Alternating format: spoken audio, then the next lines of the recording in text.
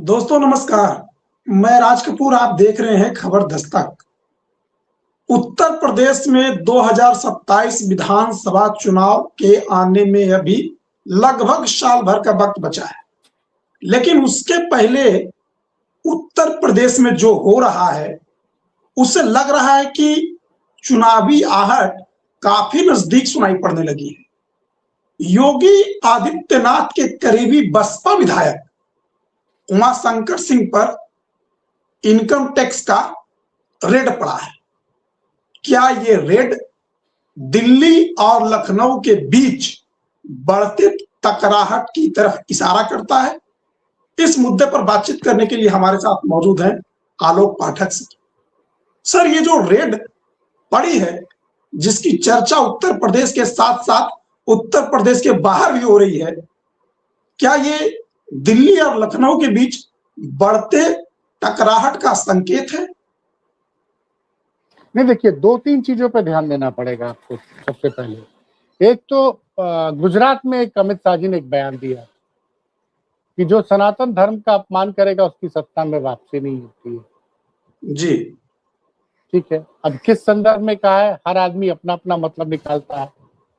क्या उन्होंने बात कांग्रेस के संदर्भ को लेकर कही है, कि क्या ये बात इन्होंने ममता बनर्जी को लेकर कही है, कि या ये बात उन्होंने कहीं ना कहीं योगी आदित्यनाथ को लेकर कही? जी, क्योंकि उत्तर प्रदेश में तमाम लोगों को लग रहा है कि अमितेशानंद जी के साथ जो तनाव है योगी आदित्यनाथ का, और उसका जिस तरह से उनके ऊपर एक नाबालिगों के यौन शोषण के आरोप का मुकदमा दर्ज हुआ, उसके बाद लग रहा है कि कहीं न कहीं जो है वो केंद्र सरकार इस चीज से नाराज है, ऐसा लग रहा है। अच्छा, उसके बाद योगी जी जापान चले जाते हैं। पहले जाते हैं बैंकॉक, उसके बाद जापान। और आज सुबह खबर आती है कि उमाशंकर सिंह, जो वैसे तो बसपा के विधायक है, लेकिन योगी आदित्यनाथ के काफी करीबी माने जाते हैं। कैसे करीबी माने जाते हैं? क्योंकि है वो बसपा के विधायक, लेकिन पीडब्ल्यूडी विभाग जो है उत्तर प्रदेश सरकार का, जो सबसे महत्वपूर्ण विभाग होता है, पुलिस के बाद, स्वास्थ्य के बाद जो सबसे महत्वपूर्ण होती है शिक्षा, स्वास्थ्य और सड़क, तो पीडब्ल्यूडी विभाग के एक तरह से सबसे चहेते ठेकेदार है उमाशंकर सिंह। और आज से नहीं, सरकार चाहे कोई भी आती हो, लेकिन सबसे बड़ा शेयर, सबसे क्रीम जो ठेके होते हैं वो उमाशंकर सिंह के पास। तो वो आज भी उमाशंकर सिंह के बारे में तमाम खबरें आई कि कितने हजार करोड़ के ठेके उनके पास हैं, और तमाम किस तरह से एक पत्रकार ने आरोप लगाया था कि उमाशंकर सिंह को फायदा पहुंचाने के लिए किस तरह से नियमों में ढील दी गई। और ये सब तब हो रहा है जबकि पीडब्ल्यूडी विभाग का चार्ज आदरणीय योगी आदित्यनाथ, तो छापा पड़ा। अच्छा, उमाशंकर सिंह जो है बहुत बड़े फंड मैनेजर हैं, फंड मैनेजर है और फंड डिस्ट्रीब्यूटर भी हैं। किसके? बसपा के? नहीं, बसपा के तो विधायक हैं, तो बसपा तो होगी, लेकिन माना यह जाता है कि वो सबको खुश रखते हैं। अच्छा। नेता, अधिकारी और पत्रकारों के भी बड़े प्रिय। और उमाशंकर सिंह के ऊपर आज छापा पड़ा। छापा पड़ने के बाद जब ये खबर आई तो कुछ लोगों ने ये कहा कि बसपा पे दबाव बनाने के लिए किया गया है। एक युवा पत्रकार है पीयूष राय, वो ये कह रहा है कि बसपा को मजबूत करने के लिए छापा डाला गया है, कि बसपा मजबूत हो। पीयूष राय के वर्जन को भी आपको हल्के में नहीं लेना चाहिए। बसपा को मजबूत करने के लिए? हाँ, देखिए हर तरह का एंगल है। एक तो योगी आदित्यनाथ वाला एंगल है कि योगी के काफी करीबी हैं, इसलिए छापा मारा गया है।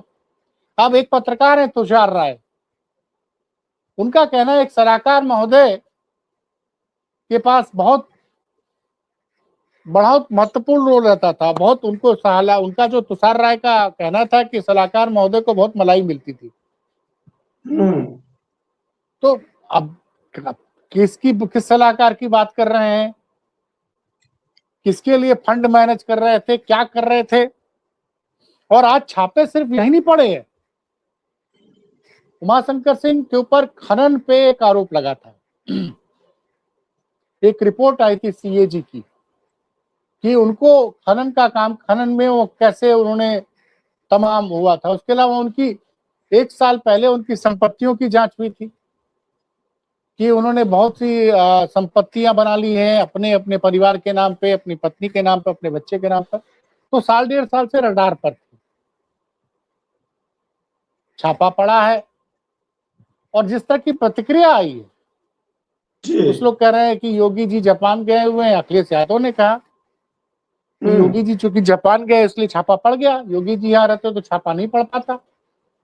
नहीं, कुछ लोग सोशल मीडिया पर ये भी कह रहे हैं कि उमाशंकर सिंह बहाना है, योगी निशाना है। अब देखिए, ये तो कहने वाले कह रहे हैं। ये एक भड़ासपार मीडिया.com की वेब स्टोरी लगी है कि योगी तो बहाना है, मतलब उमाशंकर तो बहाना है, योगी निशाना है। एक मीडिया वेबसाइट ने ये भी दावा किया कि आने वाले दिनों में यूपी के कुछ बड़े अधिकारियों के यहाँ भी छापे पड़ सकते हैं। तो देखिए, खबरें तो बहुत सारी हैं। पत्रकार अभिषेक उपाध्याय ने पीडब्ल्यूडी को लेकर कई खुलासे किए हैं। और यहाँ ये भी समझना पड़ेगा कि पीडब्ल्यूडी विभाग 2017 से 2022 तक ये विभाग था केशव मौर्य जी के पास। तो 5 साल तक वो मंत्री रहे हैं, तो उनको भी इन एंड आउट पता है। उसके बाद 22 से लेकर 24 तक ये विभाग था जितेंद्र प्रसाद के पास। जितेंद्र प्रसाद कांग्रेस से भाजपा में आए थे, जितेंद्र प्रसाद के पास, माफ कीजिएगा। तो जितेंद्र प्रसाद अब केंद्र में मंत्री हैं। लेकिन 24 के बाद अब 26 होने जा रहा है। लगभग अगर मैं कहूं तो 20 महीने हो गए हैं और 20 महीने से विभाग मुख्यमंत्री जी खुद चला रहे हैं। तो ये जो भी घटनाक्रम हुआ है, जितने में उतनी बात, सच क्या है किसी को पता नहीं है। लेकिन अखिलेश यादव, लेकिन नेता अखिलेश यादव का यह कहना कि चूंकि योगी जी जापान में थे इसलिए छापा पड़ गया। और देखिए, योगी सरकार के एक मंत्री है दिनेश प्रताप सिंह। दिनेश प्रताप सिंह की बेटी की शादी उमाशंकर सिंह जो है बसपा विधायक, उनके बेटे से हुई है। उनका एक बड़ा इमोशनल पोस्ट आया, कि उमाशंकर सिंह की तबीयत बहुत खराब है, कैंसर का इलाज चल रहा है। अभी वो 2 दिन पहले अमेरिका से लौटे हैं ब्लड को एक्सचेंज करा के। और ऐसे समय में उनके यहाँ उनका सारा काम धाम बंद है, पूरे परिवार का फोकस इलाज कराने को है। वो उन्होंने मीडिया से बताया कि मेरी बेटी का फोन आया कि पापा ये जो इनकम टैक्स वाले बड़ी बदतमीजी कर रहे हैं। वहां गए भी, सुनने में उनको घर में घुसने नहीं दिया गया। तो उन्होंने आरोप लगाया, उन्होंने केंद्र पे तो मतलब मोदी और शाह को तो क्लीन चिट दे दिया, लेकिन का अधिकारियों ने, अब बताइए कि अधिकारियों ने छापा मार के सही काम नहीं किया है। और एक तरफ वो मोदी और शाह को क्लीन चिट भी दे रहे हैं। कुछ लोग इसको, एक बीजेपी के एक मंत्री हैं दयाशंकर सिंह, बलिया से पहली बार विधायक बने हैं। उनकी एक बार बहस हो गई थी, उमाशंकर सिंह से सीधे नहीं बहस हुई थी। बलिया में एक पुल का उद्घाटन होना था और उसमें कुछ सूचना नहीं बताया, इंजीनियर नहीं बता रहा था। तो उसमें उन्होंने उमाशंकर सिंह का नाम लेके कुछ बोला था। तो कुछ लोग कह रहे हैं कि उमाशंकर सिंह चूंकि दिल्ली के करीबी माने जाते हैं, माफ कीजिएगा, दयाशंकर सिंह चूंकि दिल्ली के करीबी माने जाते हैं, तो उनका नाम भी चर्चा में है। सच क्या किसी को पता नहीं। अब देखिए, उत्तर प्रदेश में एक बड़ा मुद्दा आज और बना है कि योगी जी चार्टर्ड फ्लाइट से जापान गए, जिस पर हम लोगों ने वीडियो किया है अभी। जापान और सिंगापुर गए। और ऐसे समय में देखिए, अगर आप अमित शाह का बयान देखें कि जिसने जो सनातन का अपमान करता है उसकी दोबारा सत्ता में वापसी नहीं होती है जी। और ये भी कहा जा रहा है कि शंकराचार्य और अमृतेश्वरानंद को के ऊपर जो भी कार्रवाई हो रही है उसमें ब्राह्मण एंगल भी ढूंढा जा रहा है। लेकिन एक चीज और समझ में आई राज कपूर जी, कि उमाशंकर सिंह पे जो छापा पड़ा उससे ठाकुर समाज में बड़ा रोष है, अच्छा। ठाकुर समाज में बड़ा रोष है कि ये उमाशंकर सिंह के साथ गलत हो रहा है, क्योंकि ये सच है कि उमाशंकर सिंह की तबीयत बहुत खराब है। लेकिन टैक्स जो भाई आप सोशल मीडिया पर जाके देखिए, लोग लिख रहे हैं, ऐसी कोई चीज नहीं है, अब तो हर क्रिया की प्रतिक्रिया तुरंत है। मायावती जी ने भी ट्वीट करके लिखा है। नहीं, मायावती ने तो कहा है कि भाई ये गलत है, ऐसा नहीं होना चाहिए। लेकिन अखिलेश यादव का ये कहना कि योगी जी जापान गए थे इसलिए छापा पड़ गया, योगी जी यहाँ होते तो छापा नहीं पड़ता, उनके अधिकारी बता देते हो। अब ये देखिए क्या सच है, अंदर खाने में कितना द्वंद्व चल रहा है ये बता पाना मुश्किल है, लेकिन कुछ ना कुछ सब कुछ नॉर्मल नहीं है।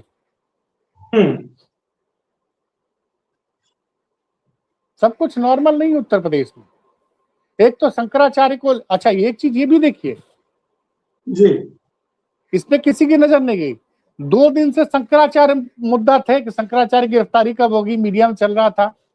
अब अचानक क्या हुआ, आज उमाशंकर सिंह क्या छापा पड़ गया, और छापा भी एक जगह नहीं पड़ा है, लखनऊ में उनके ऑफिस में पड़ा है, सोनभद्र में उनके ऑफिस में पड़ा है, उनके गांव में पड़ा है, और तमाम रिपोर्ट है। 50 गाड़ियों से 300 अधिकारी आए थे, बताइए।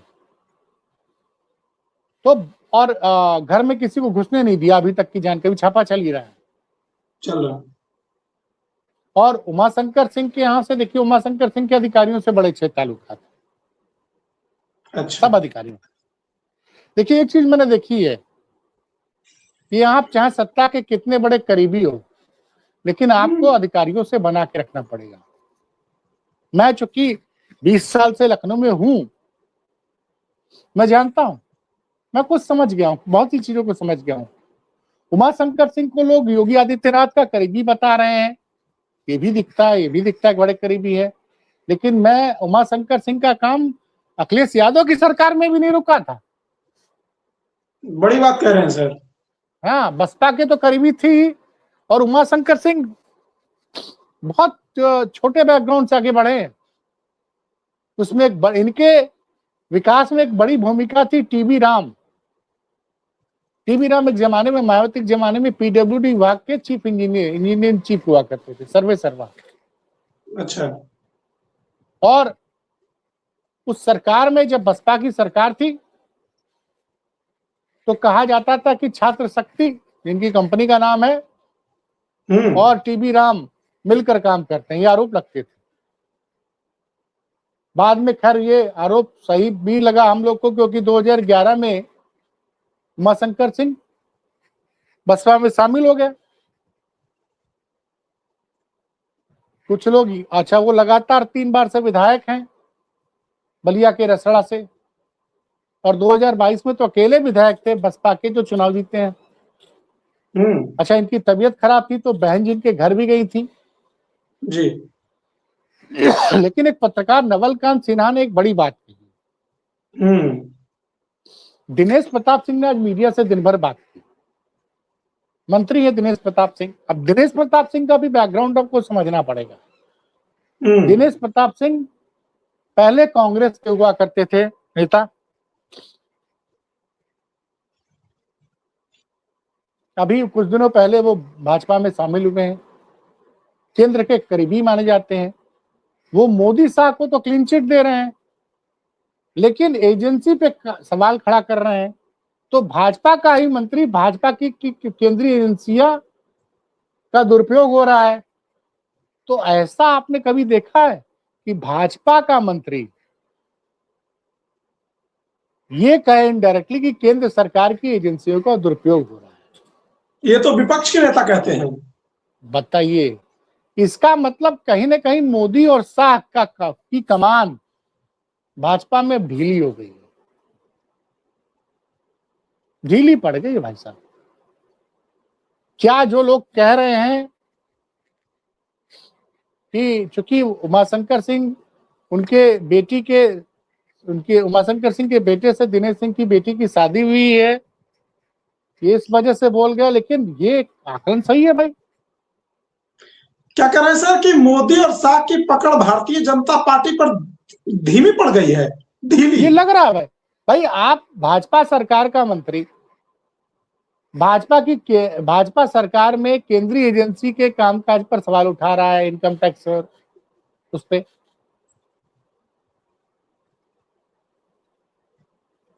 सवाल यह है कि जांच एजेंसियां जो छापा मारती हैं उसके पास कुछ इनपुट होता है ना, इनपुट होता है ना। देखिए उत्तर प्रदेश में चल क्या रहा है, आप समझिए कितना कंफ्यूजन उत्तर प्रदेश में। राम भद्राचार्य योगी आदित्यनाथ के बड़े करीबी हैं, स्वामी राम भद्राचार्य। उनके शिष्य जो हैं वो मुकदमा दर्ज कराते हैं आदित्यनाथ अविमुक्तेश्वरानंद जी के ऊपर, स्वामी शंकराचार्य। और आज वो प्रेस कॉन्फ्रेंस में कह देते हैं कि वो उत्तर प्रदेश सरकार के मुख्यमंत्री पर आरोप लगा देते हैं कि वो जो है शंकराचार्य से मिले हुए हैं, वो माघ मेले में अव्यवस्था फैलाना चाहते हैं। तो कंफ्यूजन देखिए। अब वो योगी के कितने करीबी है मुझे नहीं पता है, राम भद्राचार्य, लेकिन दिखता है राम भद्राचार्य का शिष्य योगी के उप मुख्यमंत्री पर आरोप लगाता है कि वो अमितेश्वरन से मिले हुए हैं, माघ मेला में व्यवस्था फैलाना चाहते थे। और सवाल ये है कि पिछले 3 दिनों से प्रयागराज पुलिस बनारस में है, वो अभी तक शंकराचार्य जी के पास पूछताछ करने नहीं पहुंची। इसी बीच अगर स्वामी जी हाई कोर्ट पहुंच गए तो कहा जा रहा है कि वो गिरफ्तारी से डर गए। तो उत्तर प्रदेश में जो अब देखना है, भड़ास पर मीडिया.com में भी लिखा है कि आने वाले कुछ दिनों में कुछ बड़े अधिकारियों के भी छापा पड़ने की संभावना है।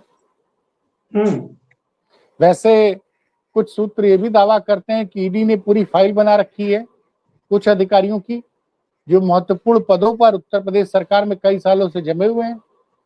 नहीं, एक चीज बताइए सर कि अगर ऐसा जो घटनाक्रम उत्तर प्रदेश में हो रहा है, ये तो चुनावी साल में या चुनावी सीजन में विपक्षी दल के जहां सरकार वहां तो देखने को मिलता है। अगर पश्चिम बंगाल में हो तो इसमें कोई आश्चर्य की बात नहीं होगी, आश्चर्य की बात नहीं होगी। लेकिन उत्तर प्रदेश में जहां की भारतीय जनता पार्टी की ही सरकार है, अगर वहां के अधिकारियों पर छापे पड़ेंगे, वहां के अधिकारियों की अगर ईडी फाइल बनाई है, तो इसका मतलब तो ये जनता में संदेश जाएगा ही कि कहीं ना कहीं दिल्ली और लखनऊ के बीच दूरियां बढ़ रही है। अब देखिए, एक मेरे कुछ जानकार लोगों से बात की, उसमें कुछ नेता भी हैं और कुछ पत्रकार भी। उनका कहना है कि भारतीय जनता पार्टी के अंदर वो हाल है इस वक्त, इतना ज्यादा अंतरकलह है उत्तर प्रदेश में, खासकर उत्तर प्रदेश में भारतीय जनता पार्टी कई खेमों में बटी हुई है। और यही हालात 2016 में थे समाजवादी पार्टी में, जब समाजवादी पार्टी में एक गुट था अखिलेश जी के साथ, एक गुट था शिवपाल जी के साथ, एक गुट था शिवपाल जी और अखिलेश जी की जो मुलायम सिंह जी की दूसरी पत्नी थी साधना गुप्ता, एक गुट वो था, एक नेताजी का गुट था। और जबरदस्त परिवार में तनाव था, मतलब उसमें तो नेताजी ने कलह दूर करने के लिए एक मीटिंग का आयोजन किया था और उस मीटिंग में कैमरा लेके लोग पहुंच गए तो उसके तमाम वीडियो ऑडियो सोशल मीडिया पे वायरल है। नतीजा क्या हुआ, ये सब शुरू हुआ था, मतलब यही टाइमिंग थी, मई जून से अंतरकलह 2016 में अंतरकलह सामने आने लग गया था परिवार का। नतीजा क्या हुआ कि 2017 के चुनाव में अखिलेश यादव ने कांग्रेस से समझौता तो कर लिया था, क्योंकि मेरी जानकारी है उस वक्त नेताजी कांग्रेस के साथ समझौता करने के पक्ष में नहीं थे। लेकिन अखिलेश यादव ने विधानसभा चुनाव में कांग्रेस से समझौता किया, उसके बावजूद भी बुरी तरह से समाजवादी पार्टी हारी। सब लगभग वही परिस्थिति उत्तर प्रदेश में इस वक्त भारतीय जनता पार्टी के अंदर दिखाई देती। एक खेमा योगी आदित्यनाथ के साथ है। अच्छा, योगी आदित्यनाथ चूंकि उत्तर प्रदेश सरकार के मुखिया हैं, उनके पास अच्छा खासा बजट है, तो सोशल मीडिया पे देखिए लोग क्या क्या नहीं कहते। ब्रिजेश पाठक ने भी अभी एक मंच पे बोल दिया था, एंकर ने उनसे बोला कि भाई भाजपा में तो मोदी जी और योगी जी दोनों एक ही पार्टी से हैं, आजीवन एक ही पार्टी में रहे।